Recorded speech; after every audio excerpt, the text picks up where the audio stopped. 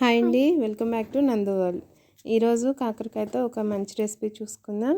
కాకరకాయ వెల్లుల్లి కారం గుంటూరు స్పెషల్, ఘాటుగా చాలా టేస్టీగా ఉంటుంది. వేడివేడి అన్నంలో నెయ్యి వేసుకుని తింటే ఇక కూర కూడా అక్కర్లేదండి, దీంతోనే తినేస్తారు, అంత టేస్టీగా ఉంటుంది. మా ఛానల్ కనుక ఫస్ట్ టైం చూస్తే ప్లీజ్ సబ్స్క్రైబ్ చేసుకోండి. ముందుగా ప్రాసెస్ అయితే వీడియోలో చూపిస్తున్న విధంగా కాకరకాయలని చెక్కు తీసుకుని పక్కన పెట్టుకోవాలి.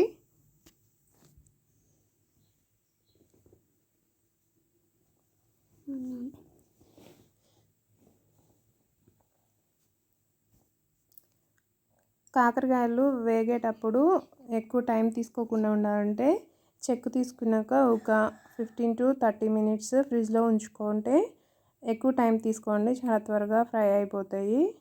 ఇప్పుడైతే ఫ్రిడ్జ్లో నుంచి బయటకు తీసుకున్నాక ఒక 5 minutes పక్కన పెట్టుకోవాలి. ఇప్పుడు వీటిని చిన్న చిన్న పీసెస్గా కట్ చేసుకుందాం.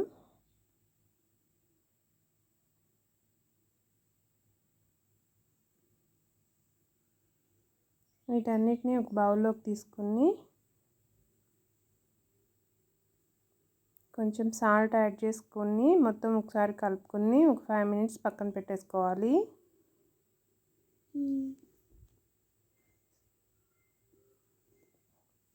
ఇప్పుడు దీనిలోకి కారంకి కావాల్సిన పదార్థాలు చూద్దాం. 1 స్పూన్ జీలకర్ర, 1 స్పూన్ కారం, 1 స్పూన్ నువ్వులు, అలాగే 6 నుంచి 7 రెబ్బల వెల్లుల్లి వేసుకోవాలి. ఇప్పుడు వీటిని మెత్తగా మిక్సీ పట్టుకుందాం.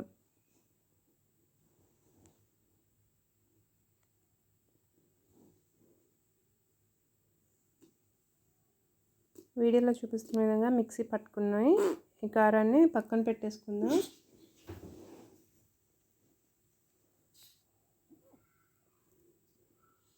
ఇప్పుడు ఒక బాండీలో 5 స్పూన్ల నూనె తీసుకుని ఇది కాగేలోపు మనం ముందుగా సాల్ట్ వేసుకుని పక్కన పెట్టుకున్న ముక్కలోంచి వాటర్ని సపరేట్ చేసుకుందాం.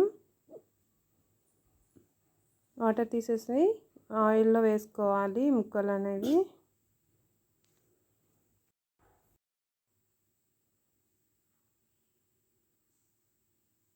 ఇలా ముక్కలన్నీ కూడా వాటర్ తీసేసుకుని నూనెలో వేసుకోవాలి.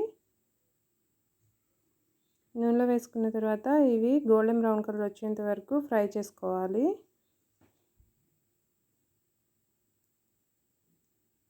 ఇవి ఇప్పుడైతే వేగిపోయినాయి, వీటిని ఒక ప్లేట్లో తీసుకుని పక్కన పెట్టేసుకోవాలి. ఇప్పుడు ఒక ఆనియన్ని కట్ చేసుకుందాం.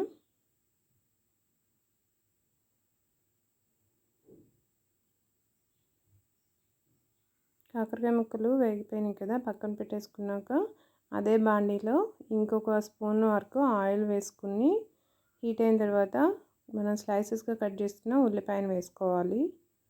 కొంచెం కరివేపాకు యాడ్ చేసుకున్నాక వీటిని గోల్డెన్ బ్రౌన్ కలర్ వచ్చేంత వరకు ఫ్రై చేసుకోవాలి.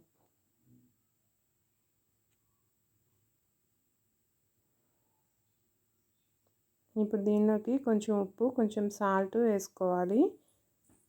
ఒకసారి కలుపుకుందాం.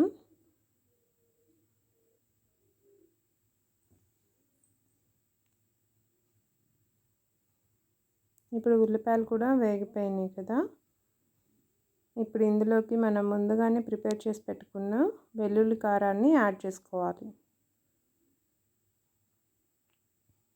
ఈ కారం కొంచెం పచ్చివాసన పోయేంత వరకు ఒక 2 minutes ఫ్రై చేసుకున్నాక ముందుగా రెడీ చేసి పెట్టుకున్న ఫ్రైడ్ కాకరకాయ ముక్కల్ని యాడ్ చేసుకుని ఒక 2 minutes ఫ్రై చేసుకున్నాక స్టవ్ ఆఫ్ చేసుకొని సర్వ్ చేసుకోవడమే.